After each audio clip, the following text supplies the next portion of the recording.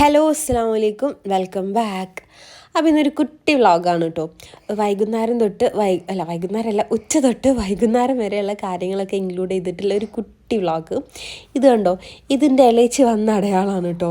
അപ്പോൾ ഓളും ഉമ്മയും വന്നിട്ടുണ്ടായിരുന്നു. അപ്പോൾ ഞാൻ ഉമ്മക്ക് ചായ ഉണ്ടാക്കിയതിനും അപ്പോൾ കണ്ടോ ചായ ഫുള്ള് താഴെ പോയി. ഓള് വന്നതിൻ്റെ ഒരു അടയാളമാണ് ഇത്. അപ്പം ഈ ഒരു വീഡിയോ നിങ്ങളെല്ലാവരും മുഴുവനായിട്ട് കാണണം. കണ്ടിട്ട് നിങ്ങൾക്ക് വീഡിയോ ഇഷ്ടപ്പെടുകയാണെങ്കിൽ എന്തായാലും ലൈക്ക് ചെയ്യണം, പിന്നെ ഒരു സ്മൈലിങ്കിലും കമൻറ്റ് ചെയ്യട്ടോ.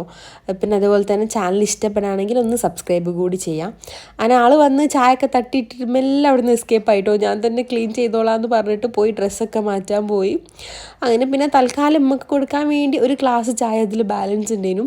അപ്പോൾ അത് ഉമ്മക്ക് കൊടുത്ത് ചായ തട്ടിയിട്ടുകൊണ്ട് പിന്നെ ഓക്ക് ചായ കൊടുത്തില്ല, നേരെ ഫുഡ് ഉണ്ടാക്കാൻ വേണ്ടി നിന്നിട്ടോ. അപ്പോൾ ഇന്നൊരു അറബിക് റൈസ് ഉണ്ടാക്കാമെന്നാട്ടോ വിചാരിച്ചത്.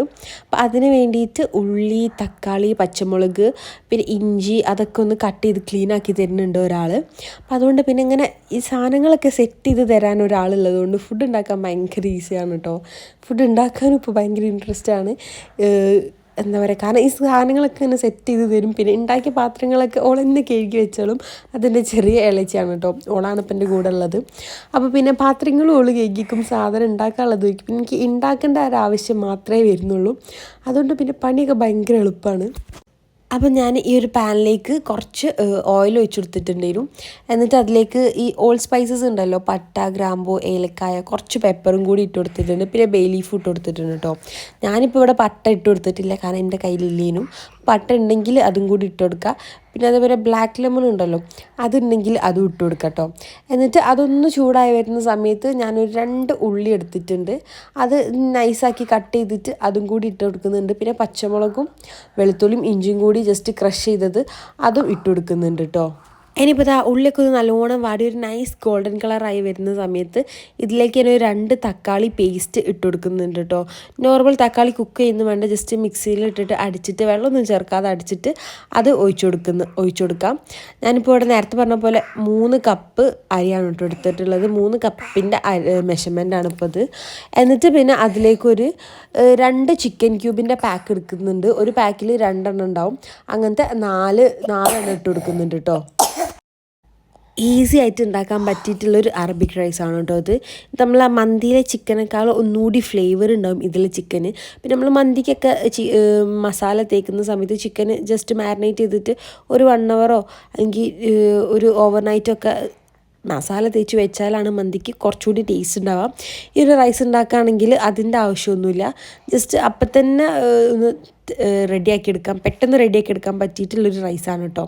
എന്നിട്ട് ആ ഒരു തക്കാളീൻ്റെ ആ ഒരു പേസ്റ്റൊക്കെ ഒന്ന് ജസ്റ്റ് ഡ്രൈ ആയി വരുന്ന സമയത്ത് അതിലേക്ക് ഞാൻ ഒരു 2 ടീസ്പൂൺ മന്തി മസാല ഇട്ട് കൊടുക്കുന്നുണ്ട്. പിന്നെ ഗരം മസാല ഇട്ട് കൊടുക്കുക. ഈ ഒരു 2 മസാല മാത്രം ഇട്ട് കൊടുത്താൽ മതി കേട്ടോ. വേറെ മുളക് പൊടി, മല്ലിപ്പൊടി, മഞ്ഞൾപ്പൊടി അങ്ങനത്തെ ഐറ്റംസ് ഒന്നും ഇട്ട് കൊടുക്കണ്ട.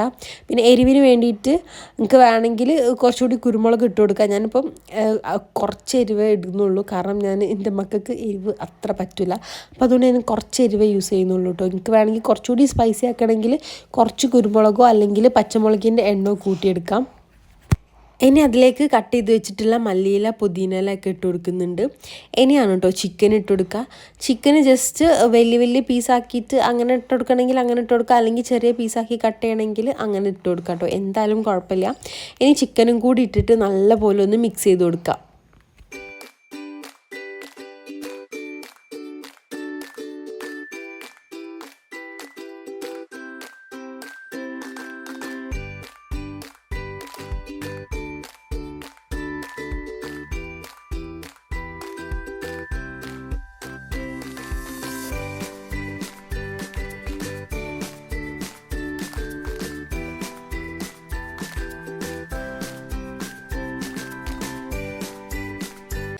ചിക്കനും ഈ ഒരു മസാലയും കൂടി നല്ലപോലെ ഒന്ന് മിക്സ് ചെയ്ത് കൊടുക്കണം കേട്ടോ. എന്നിട്ട് 2 മിനിറ്റ് ഇതൊന്ന് ഹൈ ഫ്ലെയിമിൽ തന്നെ ഇട്ടിട്ട് അടിച്ചു വെക്കാം. ഇനി ഇതിലേക്ക് കുറച്ച് വെള്ളം ഒഴിച്ച് കൊടുക്കാം. ആ അരിൻ്റെ അളവിൻ്റെ ആവശ്യത്തിന് വെള്ളം ഒഴിച്ച് കൊടുക്കാം. ഞാനിപ്പം അരി ഒരു 20 മിനിറ്റ് സോക്ക് ചെയ്ത് വെച്ചിട്ടുണ്ട് കേട്ടോ. ബസ്മതി റൈസാണ് എടുത്തിട്ടുള്ളത്. അപ്പോൾ അതൊരു 20 മിനിറ്റ് സോക്ക് ചെയ്ത് വെച്ചിട്ടുണ്ട്. എന്നിട്ട് 1 കപ്പ് അരിക്ക് 2 കപ്പ് എന്നുള്ള മെഷർമെൻറ്റിലാണ് കേട്ടോ ഞാൻ വെള്ളം എടുത്തിട്ടുള്ളത്. ആ വെള്ളം കൂടി അതിലേക്ക് ഒഴിച്ചു കൊടുത്തിട്ട് ഒരു 5 മിനിറ്റ് നല്ല ഹൈ ഫ്ലെയിമിൽ ഇതൊന്ന് തിളയ്ക്കണം. ചിക്കനും നല്ലപോലെ കുക്കാവില്ല. ചിക്കനും വെള്ളം കൂടി നല്ലപോലെ 5 മിനിറ്റ് തിളയ്ക്കട്ടെ. അപ്പോൾ ആ ടൈം കൊണ്ട് നമുക്ക് ചിക്കൻ ഒന്ന് മാരിനേഷനുള്ള മസാല റെഡിയാക്കണം. അപ്പോൾ ഞാനൊരു 2-2.5 ടീസ്പൂൺ മുളക് പൊടി എടുക്കുന്നുണ്ട്. പിന്നെ അതിലേക്ക് കുറച്ച് ജിഞ്ചർ ഗാർലിക് പേസ്റ്റ് എടുക്കുന്നുണ്ട്. പിന്നെ 1 പീസ് ചിക്കൻ ക്യൂബ് ഇട്ടു. ഒരു പാക്കിൽ 1 പീസ് ചിക്കൻ ക്യൂബ് ഇട്ട് കൊടുക്കാം. പിന്നെ കുറച്ചധികം തൈരും കൂടി ഇട്ട് കൊടുക്കുന്നുണ്ട്. തൈര് ഇട്ട് കൊടുക്കുന്ന സമയത്ത് ചിക്കൻ ഒന്നുകൂടി സോഫ്റ്റ് ആവും ചെയ്യും. കുറച്ചുകൂടി ഫ്ലേവറും ഉണ്ടാവും കേട്ടോ. നല്ല ആ ഒരു പുളിയൊക്കെ വന്നിട്ട് നല്ല ടേസ്റ്റ് ഉണ്ടാവും. പിന്നെ കുറച്ച് വിനിഗറും കൂടി ചേർത്ത് കൊടുക്കണം. ഇനി ഇതിലേക്ക് ഒരു ചെറിയ പീസ് ബട്ടർ കൂടി ഇട്ട് കൊടുക്കുകയാണെങ്കിൽ ഒന്നുകൂടി ഫ്ലേവർ ഉണ്ടാവും കേട്ടോ. പിന്നെ അതേപോലെ തന്നെ കുറച്ച് ഗരം മസാലയും കൂടി ഇട്ട് കൊടുക്കുന്നുണ്ട്. എന്നിട്ട് ഇത് നല്ലപോലെ മിക്സ് ചെയ്തിട്ട് ഒന്ന് മാറ്റി വെക്കണം. ഈ ഒരു റൈസിലെ ചിക്കൻ കഴിക്കാൻ നല്ല അടിപൊളി ടേസ്റ്റ് ആയിരിക്കും. നല്ല ഫ്ലേവർ ഉണ്ടാവും. കാരണം ഈ ഒരു ചിക്കന് അതിലൊരു 5 മിനിറ്റ് കുക്ക് ചെയ്തതിന് ശേഷം ആ ചിക്കൻ നമ്മൾ ആ ഒരു വെള്ളത്തിൽ നിന്ന് എടുക്കും.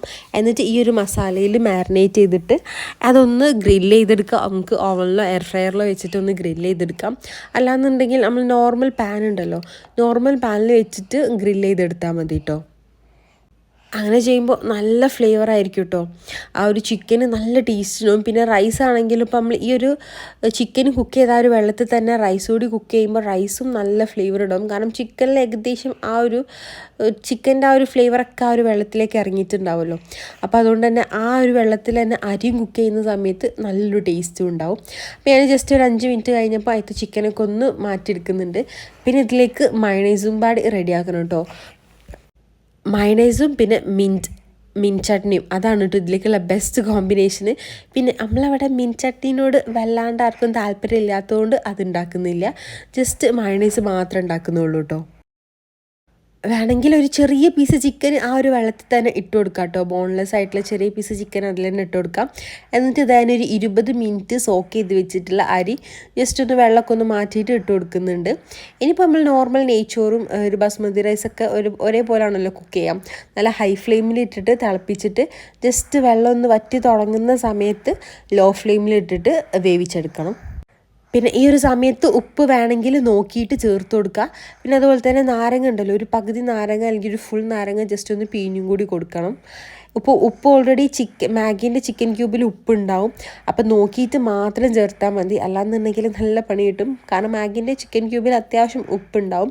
അപ്പം നോക്കിയിട്ട് ഉപ്പ് ചേർത്ത് കൊടുക്കാം. എന്നിട്ട് അതിലേക്ക് ജസ്റ്റ് ഒരു 5-6 പച്ചമുളക് ജസ്റ്റ് അങ്ങനെ ഇട്ട് കൊടുക്കണം.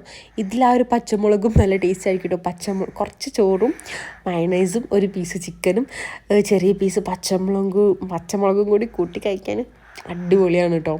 അപ്പോൾ അതാ ഞാൻ ജസ്റ്റ് നാരങ്ങയും കൂടി പിഴിഞ്ഞെടുത്തിട്ട് ജസ്റ്റ് അടച്ചു വെച്ചിട്ട് കുക്ക് ചെയ്തെടുക്കുന്നുണ്ട്.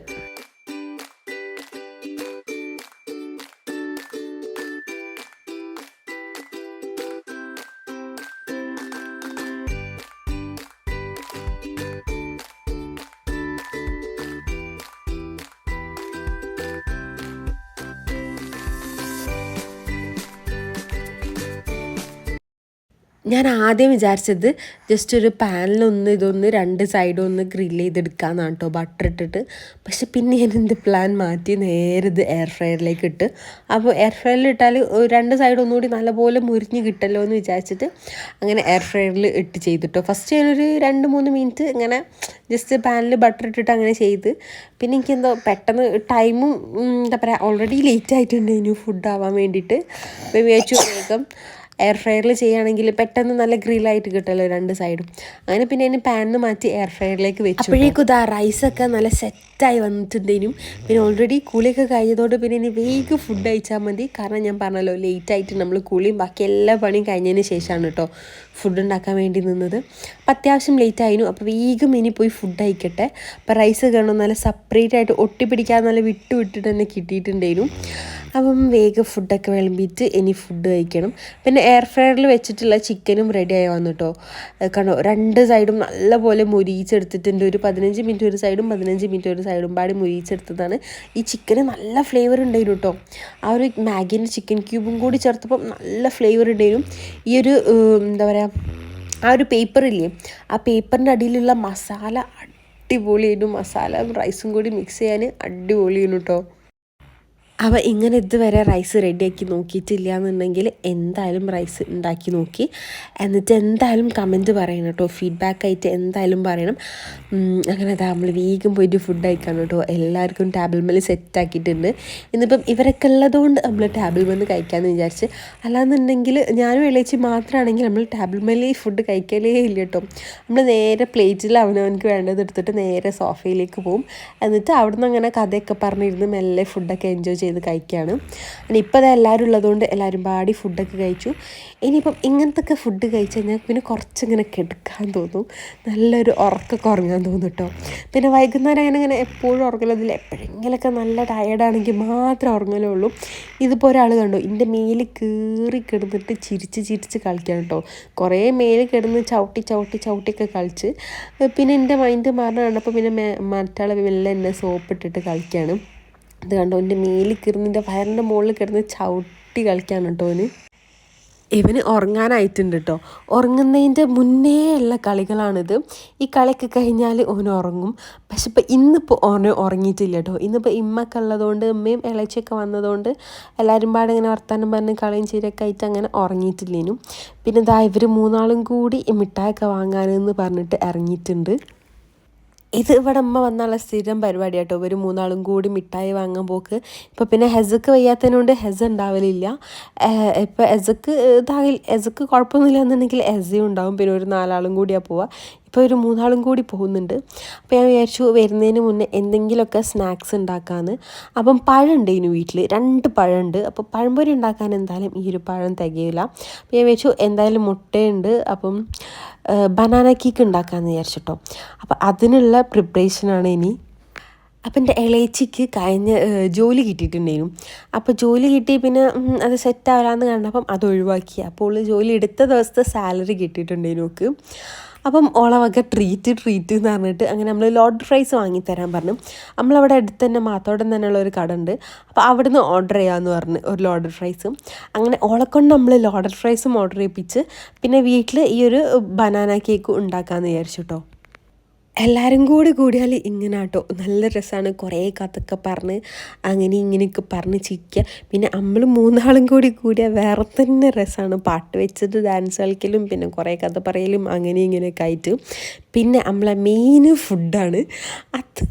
അത് വിട്ടുള്ള ഒരു കളിയിലെ ഓരോ ഫുഡിനെ പറ്റിയിട്ടുള്ള സംസാരമാണ്.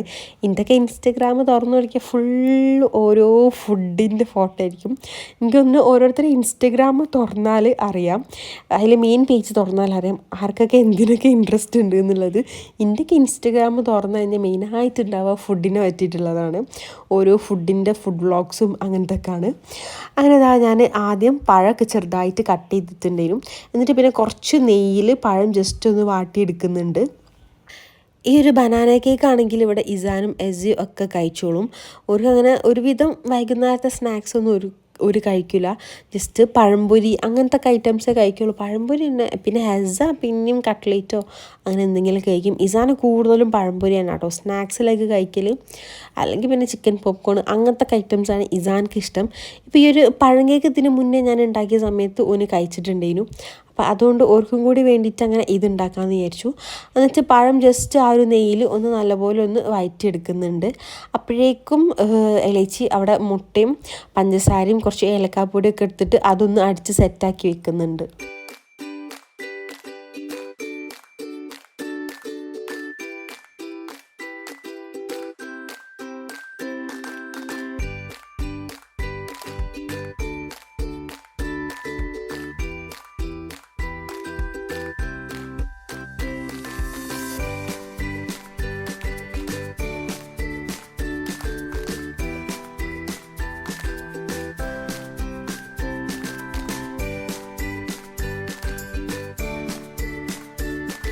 ഞാൻ എപ്പം ഈ ഒരു പാനിൽ ബനാന കേക്കോ അല്ലെങ്കിൽ മുട്ട മറിച്ചതോ ഒക്കെ ഉണ്ടാക്കുകയാണെങ്കിൽ എപ്പോഴും അതിൻ്റെ അടി പിടിക്കും കേട്ടോ.